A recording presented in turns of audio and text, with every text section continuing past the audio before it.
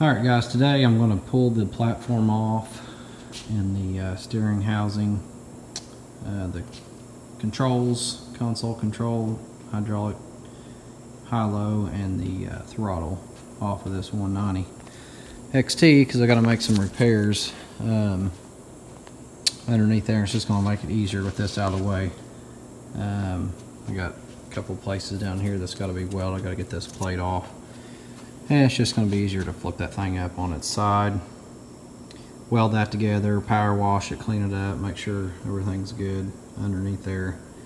I've got the rear end out of it anyway, so it'll just make room for that to slide back together, and I can set the whole assembly back on. So I'd already had the steering off because I'd take the steering wheel off, which ended up pulling the shaft out, so all that was loose. So really the only thing left for me to take off of this to lift it will be these two hydraulic connections.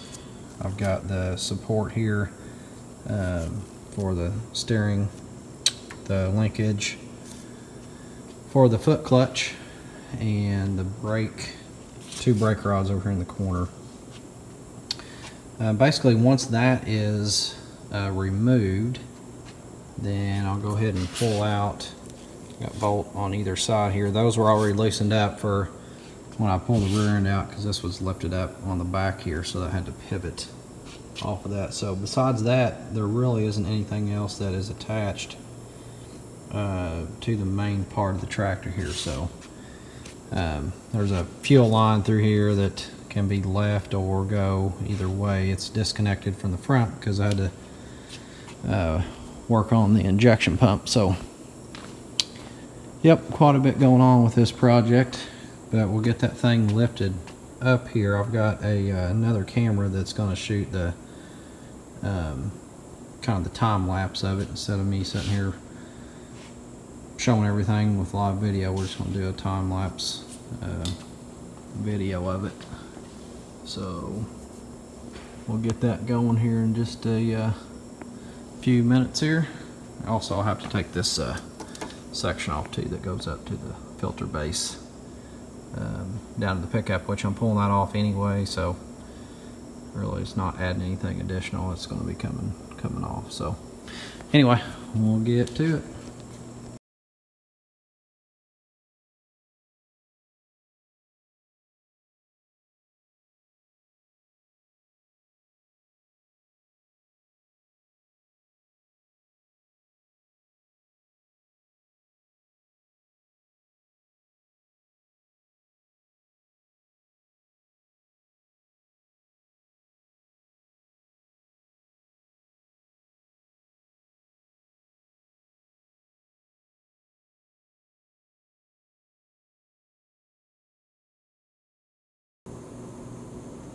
Alright, so as you saw, it's quite the project. The center of gravity isn't exactly where I thought it may be, so what I'll do before I put this thing back on is I'll get everything positioned on the floor here, and then we'll get everything in place. But there's the underside of the platform.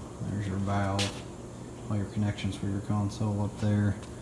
These two hydraulic lines here and here for the remotes on the 3-point will get replaced, and then there's that crack I was talking about right here, so I'll get that driven down. Another one here, get those welded from this angle, and then we'll power wash everything, get everything nice and cleaned up, inspect all of my lines, make sure I don't have any that have been wearing or thin, and then we'll flip this thing over and we'll set it back on. Actually, I'll probably paint. I'll probably go ahead and shoot it like that as well, at least the bottom side. Get all that squared away. And then this is what's left of the torque tube. A lot more room to work around in there. I've got to get in to this side anyway and replace a few items, so just give me more room to walk around and work on it, not be crawling in underneath everything every time that I need to get in there to work, make it a little safer. So we'll get all that assembled back together, and then I'll split it one more time right here at the bell housing. And we'll put in a new clutch, pressure plate, pilot bearing. Alright, so here I'm cleaning up the platform with a wire wheel and getting it ready for paint. And you can see my paint booth I deflated there. Now I'm fixing the cracks that were in the bottom of the platform there by the fuel tank. I heated those up first and drove the metal in place, and then I went ahead and welded it. So I'm continuing to clean it up and get it ready for the paint. Now I'm putting it on my paint rack so that I can roll it into the booth. Got it slid over out of the way, and doing a little bit more work on the underneath side. So here it is back from paint. I apologize I didn't get one of it actually in the paint booth. So I'll get it flipped over and we'll set it up on a couple of sawhorses so I can install the console control and get all the linkage and everything done underneath it, so that when I set it on the tractor it's basically just ready to go. Putting in the throttle cable, dropped it through the platform. Now I'm connecting the linkage up to the spool valve. And there's a little linkage there in the back that runs the traction booster that I had seized up, and I didn't realize that until at this point. So trying to get that broke free, and really wasn't able to get it free without having to apply some heat. So heating that up, got it all loosened up where it should be, and just continued up finishing the linkage. Now I got the fuel tank, putting 2 new sediment bowls on the bottom of it. It's a lot easier to do it when it's sitting up there than try to crank them in from the bottom. So got those all fixed up, and the tank's pretty heavy, so I had to get some help.